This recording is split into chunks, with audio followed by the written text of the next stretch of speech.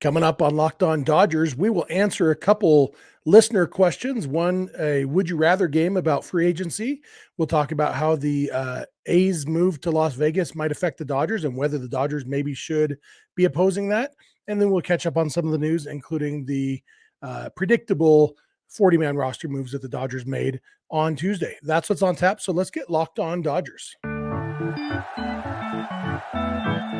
You are Locked On Dodgers, your daily Los Angeles Dodgers podcast. Part of the Locked On Podcast Network, your team every day.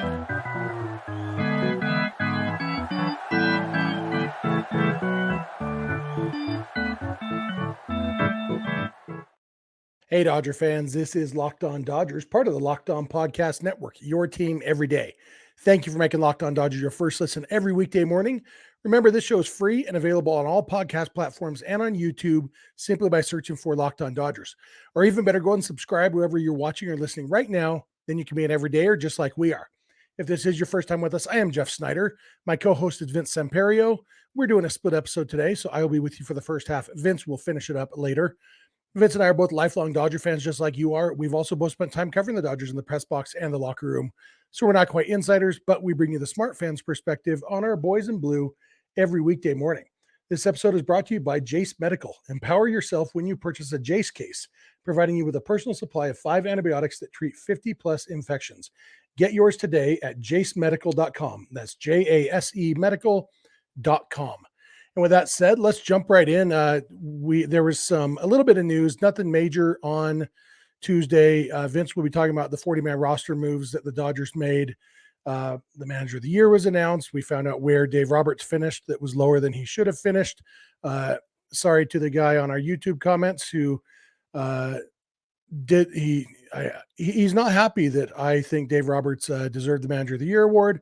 But you know what? As long as he keeps watching and listening, then that's fine with me. Like I say at the end all the time, you don't have to agree. You just have to listen. So, Vince will talk a little bit about that, a little bit of catching up news. But I want to answer a couple questions that I've gotten from listeners. The first one came in my direct messages on Twitter or X or whatever it's called from our buddy Mike Markham at Mike Markham 17. He's a loyal listener. We've interacted a lot on the Twitter machine. And so I appreciate his question. He asked, would you rather have Shohei Ohtani or two of the following: Blake Snell, Jordan Montgomery, Sonny Gray, or Aaron Nola? Or forget all the above and throw everything at Yoshinobu Yamamoto? And so I appreciate that question. It's a very good question. Obviously, Ohtani is the big target this offseason, but one of the things that's been nagging at me that I've said it to a few friends, I don't think I've said it on this show yet, is Ohtani by himself wouldn't be a complete offseason. Obviously, he is the target and the big prize, and I hope the Dodgers get Ohtani. But if they just got Ohtani, I don't think we'd go into the season super optimistic about next postseason. And you know, I'll probably argue with that point in a second. I'll argue with myself. But I do think the Dodgers do need to address their starting pitching. And so if it had to come down to either Ohtani or two of those starting pitchers, I might take the two starting pitchers. Luckily, it's the Dodgers. They don't have to do an either or. They can go after everybody, and hopefully they can address multiple areas of need. One of the reasons that Ohtani would do the trick is because the reason the Dodgers lost in the NLDS this year was because they didn't hit. I know, like, obviously Clayton Kershaw had a terrible game. They weren't going to win that game. Probably they were down 9-0 after the second inning. They probably weren't going to win that game no matter how much they hit. But the other two games, they lost 4-2. And we've made this point several times. When you score six runs in 3 games, the pitching is not the problem. And the Dodgers averaged 5.6 runs a game, in the regular season this year. And then they scored 2 runs a game in the postseason. If they had scored 5.6 runs in those other 2 games, they would have won both of those games. And they would be up 2-1, and we would still be playing here on November 14th. However that works. I don't know. #science. But So offense was the problem in the postseason, but pitching was also a problem, especially starting pitching. Lance Lynn gave up 4 home runs in 1 inning, and he somehow had the best performance of any Dodgers starter in that series. And, Bobby Miller, I think Bobby Miller is going to be a great pitcher. And this is where I start to argue with myself, because 162 games, a lot of maturity and growth happens in starting pitchers. And so I expect Bobby Miller to be significantly better in the 2024 postseason than he was in the 2023 postseason. Now that he has postseason experience, he has that under his belt. He'll have more confidence. Ryan Pepio could be very good by the time next postseason rolls around. A lot of different guys, whether it's Gavin Stone or Kyle Hurt, the pitchers the Dodgers have, they have potential to be a very good rotation that could be very good by the time next postseason rolls around. But going into a season, you kind of want more what's the word? Certainty. That's what I'm looking for. A little bit more of a sure thing. And there's no such thing as a sure thing when it comes to starting pitching. That's the problem. Clayton Kershaw was excellent this year. And then and I know people say, well, Kershaw's always bad in the postseason. It's not true. In 2020, Kershaw was very good. Other than the 1 game against the Braves when he got left in too long, he was very good, including in the World Series. So Kershaw's been very good at times in the postseason. And even by Kershaw standards, where, he has been less than he's been in the regular season, but even by those standards, his performance in game 1 of the NLDS this year was abnormal, even for what we come to expect from Kershaw in the postseason. So there's no such thing as a sure thing. So when you look at those guys, Blake Snell is going to win the Cy Young Award. But like I mentioned yesterday, and I mentioned before, he's going to have the highest walk rate ever for a Cy Young Award winner. And that means, is he due for a regression? I don't know. Jordan Montgomery, he wasn't the big prize at the trade deadline, and then he pitched really well for the Rangers down the stretch after they got him. Rangers won the World Series. Jordan Montgomery is not why the Rangers won the World Series. It was mostly their offense, but Jordan Montgomery pitched well. But is he a sure thing? I don't know. Sonny Gray, he's 35 years old. He had a very good season. Is he a sure thing, though? His team didn't get out of the first round of the playoffs either. Aaron Nola had a bad season, pitched okay in the postseason, had good games, less good games, but, is he a sure thing? No, there's no such thing as a sure thing. Even Yamamoto from Japan, not a sure thing. That there's sometimes a learning curve, for lack of a better term, coming over from Japan. So there are no sure things. The closest thing to a sure thing in this question from Mike is Shohei Ohtani's offense. That's the closest thing to a sure thing. And the fact is, if Mookie hits like Mookie, and Freddie hits like Freddie, and Ohtani hits like Ohtani, and Muncy hits like Muncy, and Will Smith hits like Will Smith, et cetera, et cetera, et cetera, in the postseason, I could pitch for the Dodgers and win those games. The Dodgers, if they added Ohtani to this already very good lineup, it might not matter who pitches in the postseason. People say pitching and defense wins in the postseason. Nope. Scoring more runs than your opponent wins a game. Winning more games than your opponents wins a series. That's how baseball works in the postseason, just like in the regular season. It is a little bit harder to hit sometimes just because you're facing, on average, better pitching. But the Dodgers in 2023 hit good pitching plenty of times. They just didn't in the postseason. They hit even the pitchers who they struggled against in the postseason. They hit those guys in the regular season. So, it's not as simple as you got to have pitching to win in the postseason. No, you just got to score more runs than your opponent. And every run you score is one more run you can get away with not preventing, if that makes sense. So all that to say, I'm glad that we don't have to choose one or the other here. I think the Dodgers are going to go hard after Shohei Ohtani, and I think they're going to go hard after 1 or 2 of these starting pitchers, including Yamamoto, including, I don't know. Like, it's hard to, I don't know who Andrew Friedman has his eyes on amongst Snell, Montgomery, Gray, and Nola. Maybe other guys who we're not thinking of. I think they're going to go after some starting pitchers. I think they'll definitely go after Ohtani and Yamamoto. Probably won't get both of them, but you never know. And then there's also Imanaga from Japan. So a lot of options, and I'm glad that the Dodgers don't have to choose one or the other, but it is a fun thought exercise, and it let me put out my idea that just Ohtani would not be a complete offseason in my mind. So I'm going to come back in a minute. I'm going to answer another listener question about the A's moving to Vegas. So thank you for making Locked On Dodgers your first listen every weekday morning, and please keep it Locked On Dodgers.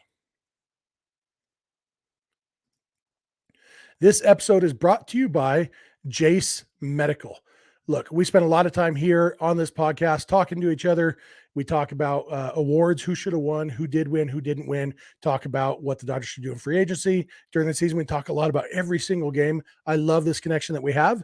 Today, I want to talk to you about something a little bit more personal, which is Jase's case. Doesn't sound personal, but it is, and I'll tell you why. Whether you're on extended travel, bracing for a major weather event, or limited by yet another supply shortage, you are covered.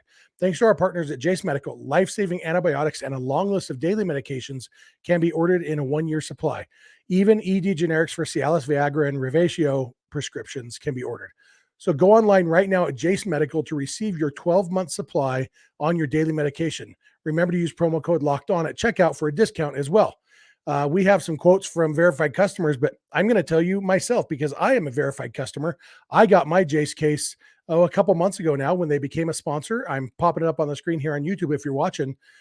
When they became a sponsor of our show, I got my Jase case with 5 antibiotics in here that I can just have with my emergency kit. So I know I've got food, I've got, first aid supplies, everything. Now I have medicine too. So if we have an emergency, I'm covered and my family is covered.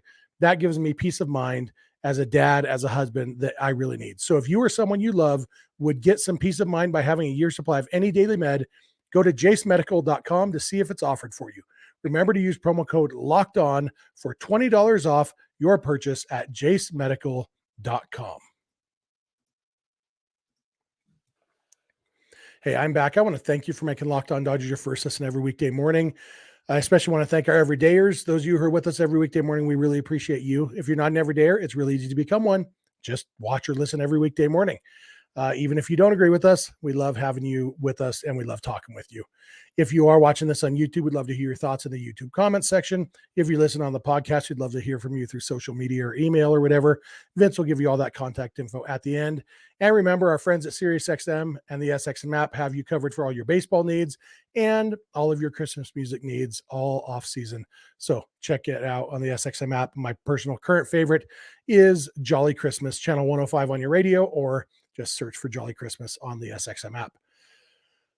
So the other question that we got came in our email, and it came from a listener named another Michael, Mike Markham, and now Michael Marletto. And Michael asks, MLB voters are voting this week. MLB owners are voting this week on whether to approve the A's move from Oakland to Las Vegas. How do you think the Dodgers should vote on this proposal? A yes vote would cede the Northern California market to the Giants, allowing them potentially generate more revenue to compete with the Dodgers, and the Las Vegas A's would be encroaching on the current Dodgers market in Las Vegas. It seems to me that it's best in the Dodgers' long-term interest to vote no on the move. I believe Manfred's goal is to move MLB away from the traditional NL-AL alignment into an NFL-like regional organization. The Las Vegas A's in a future West Coast alignment with the Dodgers, Padres, Angels, Giants, Mariners, and perhaps a Portland expansion team doesn't seem like a good deal for the Dodgers organization and fans. What are your thoughts? So thank you, Mike. I really appreciate it. Great questions. And the short answer is the Dodgers are going to vote yes because it's going to pass, and there's no practical benefit to voting no on something that's going to pass. There's so much politics involved in this that, but when we get past that and just the actual practical reasons, should the Dodgers be opposing this? And yeah, I mean, Mike makes a lot of good points. Las Vegas right now is Dodgers territory. And, there's a lot of Dodger fans in Vegas. It does eat into the Dodgers territory, and it gives up Giants territory, gives that Northern California base to the Giants. Maybe if there was an expansion team in Portland, maybe that would eat into some of that Northern California stuff. Of course, I'm hoping that the expansion team comes to Salt Lake. And I doubt they'd do Salt Lake and Portland. I would guess Nashville and then either Salt Lake or Portland. So I'm hoping for Salt Lake, but that also applies because Salt Lake would also be in that West Coast alignment that Mike talks about. A lot of different things to think about here. But ultimately, it comes down to money, and the more money the A's make in Las Vegas, the more money all the owners make, and that's all that they really care about. And ultimately, no market is going to compare to Los Angeles, like of what we're talking about. Obviously, New York and Chicago are big markets too, but over here on the West Coast, like even with the Giants having all of Northern California, it still doesn't compare to LA as a market, as a revenue source, all of that. And the fact is, it's a rivalry, and so I don't think fans in Oakland are just suddenly going to become Giants fans. I think a lot of fans in Oakland will either stick with the Las Vegas A's or pick another team, but probably not the Giants, even just because there's so much, like, a lot of A's fans actively dislike the Giants. And so when you think about this, if you live in Southern California, if the Dodgers were to move, would you suddenly become an Angels fan?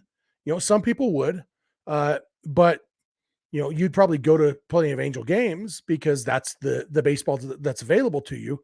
But I doubt you'd become an Angel fan. Either you'd stick with the Dodgers, or you'd maybe watch less baseball or pick a different team. But when you have a team that you actively dislike, and Dodger fans, I don't think have strong feelings about the Angels, not as much as Angel fans have about the Dodgers, and not as much as A's fans have about the Giants. In that Giants-A's relationship, the Giants are the big brother there, and the A's are kind of the forgotten. Oakland compared to San Francisco, there's a lot of big brother, little brother dynamic there. And so I don't think many A's fans are going to become Giants fans. So while the market becomes a Giants market, I don't know how much it really helps their revenue. Obviously some, and then that, if they do that drastic realignment and go with more of a regional system like the NFL has, like the NBA has, you know what, that's going to be whatever it's going to be. And the fact is the A's would be in that, whether they were in Oakland or Las Vegas. And, if anything, having Las Vegas in the same division or conference or whatever you want to call it as the Dodgers maybe helps Dodger fans of Vegas, because then the Dodgers would be traveling there more often.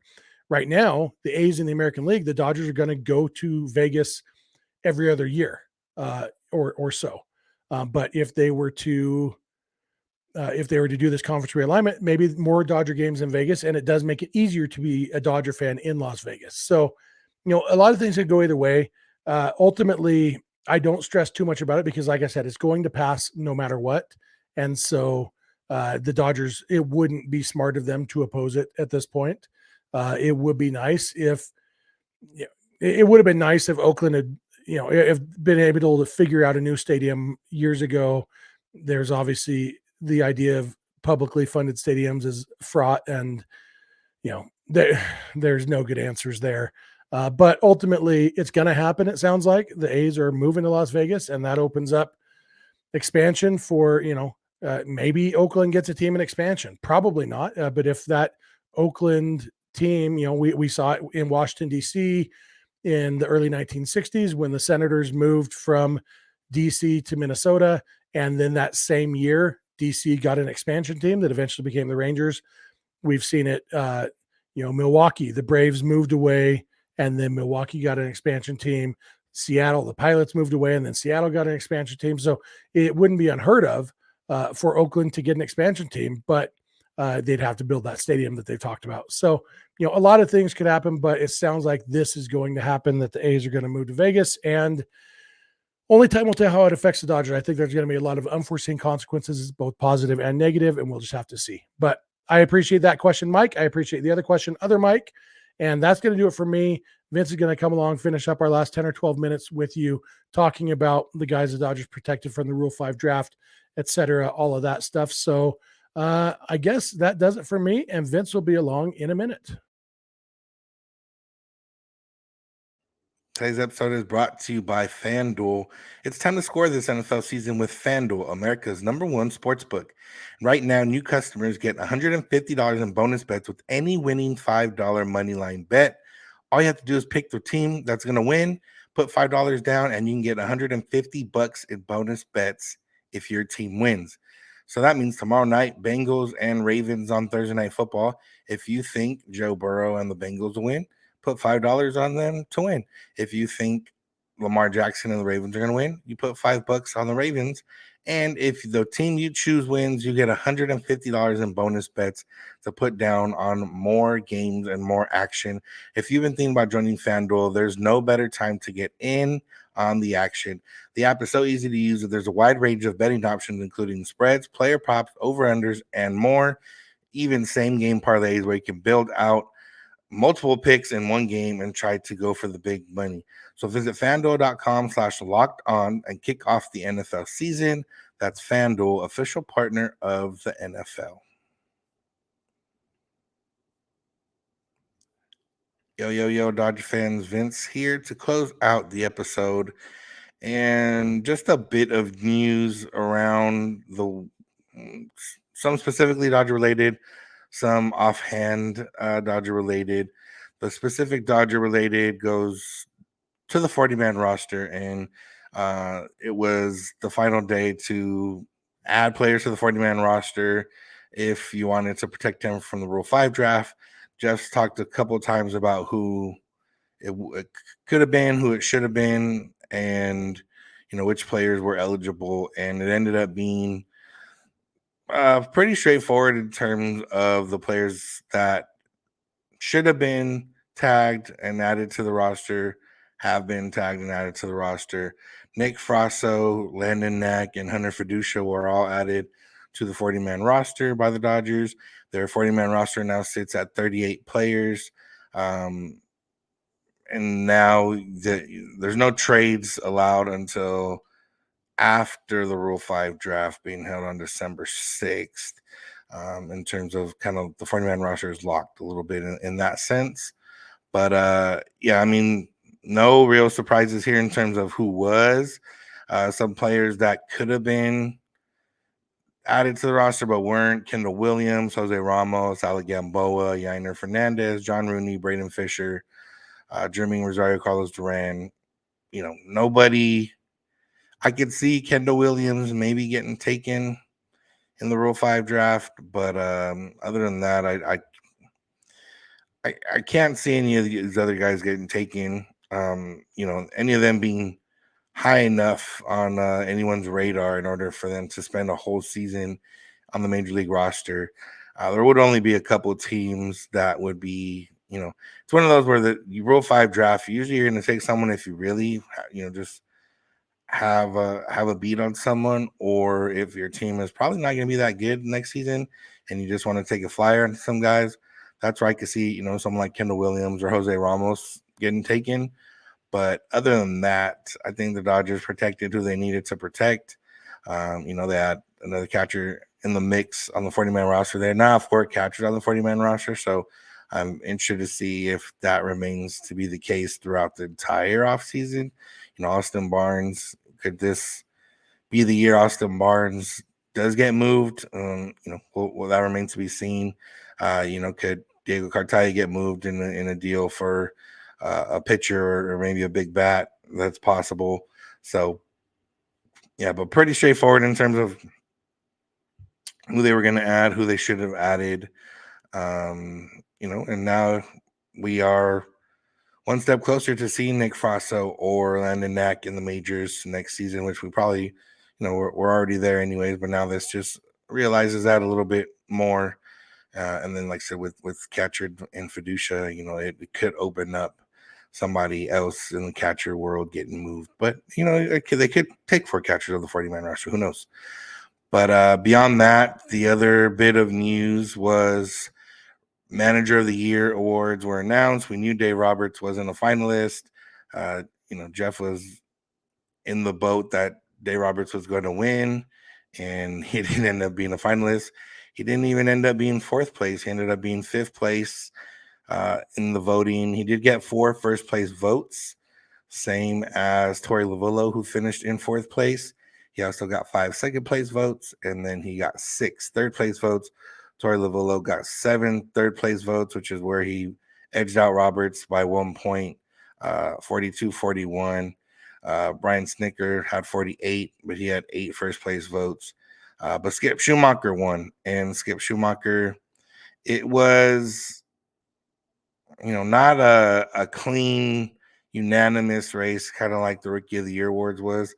Skip Schumacher got 8 first place votes, 8 second place votes, and 8 third place votes to finish with 72 points. Points wise, he was well ahead of Craig Counsell, but votes wise, in terms of first place votes, Skip Schumacher received the same amount of first place votes as Brian Snitker, but Brian Snitker got 6 less votes for second and third place. David Bell also received votes. He finished well behind. And then David Ross, who's no longer the Cubs manager, got 1 second place vote to finish in the back. So, for Dave Roberts and that campaign or that case for Roberts, it just kind of depends of what you thought the Dodgers were going to be this year. If you thought the Dodgers were going to be good this year, then maybe you weren't going to vote for Roberts regardless. And even though the Dodgers were, and even if you thought the Dodgers were going to be good this year, the way they were good was pretty different from maybe what would have been thought when the season started, and especially when it comes to pitching. But you can't say Skip Schumacher is not deserving. He got the Marlins to the postseason when they weren't necessarily expected to get there, and first year manager. So, and his name's Skip, and that's what managers are called. So, this does go against directly against kind of the theory that's been out there about Jeff Passan and the way he potentially tweeted out the results of the awards. Both, the exact order was correct for Rookie of the Year in terms of what he tweeted out initially and then deleted. But for Manager of the Year, it had Craig Counsell in that. If you believe the theory, it had Craig Counsell winning and Bruce Bochy winning, I believe. And it was Brandon Hyde that won in the American League, and it was Skip Schumacher that won in the National League. So, I don't think that'll change for Cy Young with Garrett Cole and Blake Snell being the front guys there, and then MVP with Acuna and Ohtani. So, maybe it was just Passan did kind of mess up, or I don't know. I don't know why he deleted the tweet, but either way, at least Manager of the Year wasn't correct or the same as he had it in his now deleted tweet. So, the last bit of news comes from San Diego. Their owner, Peter Seidler, passed away at the age of 63. And yeah, it's obviously sad.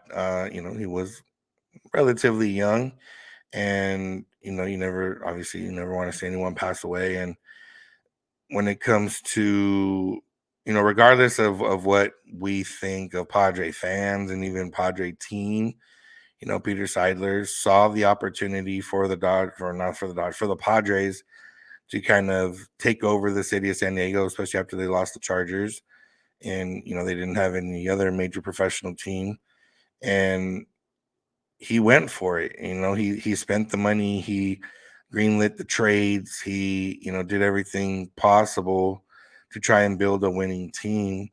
And some people had speculated that the reason for that was knowing he was sick and maybe wanting to get a winning that World Series before maybe his health problems got the better of him. And you have to respect the going forward aspect, especially as an owner. You always want to see your team go for it, and the way he did it, by not being super hands-on about it, at least from what we've heard. He wasn't like a Jerry Jones type or someone like that who was super in the weeds and directing kind of things. And he let AJ Preller build this out twice now, and it sad that he had to go. I don't know exactly what the contingency plan is. I would imagine obviously it's all set in place, and I would imagine it's staying in the team is staying in the family. So we'll see what happens in terms of with the Padres. There's already been rumors and speculation of them needing to trim some payroll heading into the next season. So we'll see. But and Peter Seidler did have some Dodger ties. He was a I think the grandson of Walter O'Malley. So, the Dodgers did put out a statement and did mention the O'Malley family and sending their condolences there. So, it sucks. The way, regardless of the rivalry and everything else, it's still, the human element of baseball. And, we still feel for that. So, condolences to the family, to the Padres. There was a video. They started a little memorial out at Petco Park. Video of Yu Darvish bringing some flowers and putting it at the memorial. That's cool to see. Players respecting the owner. So, shout out to the Padres and their organization, and hopefully everyone can get the healing and positivity they need. So. That's going to do it for today's episode. Thank you all for listening. Thank you for making Locked On Dodgers your first listen of the day every day. Keep sending those questions. Keep sending those comments. Keep sending those topics that you want us to talk about. We still got a lot of offseason left and a lot to talk about. So if you want to send that, you can always send that via email, lockedondodgers@gmail.com, or leave a voicemail, send a text at 323-863-LOCK. Or you can always find us on social media, Twitter and Instagram, at Locked On Dodgers, or directly to Jeff or I, which is the easiest way. Jeff is on Twitter at Snider. I'm at Vincent91, and our DMs are open. That's going to do it. Make sure to become an everydayer by listening every day. Make sure to subscribe. The easiest way to become an everydayer is to subscribe and listen or watch every day. We're here for you every weekday morning, Monday through Friday, for about 30 minutes. So, when you get in your car or sit on your couch, tell your smart device play podcast Locked On Dodgers. And remember, you don't have to agree. You just have to listen. Have a good one.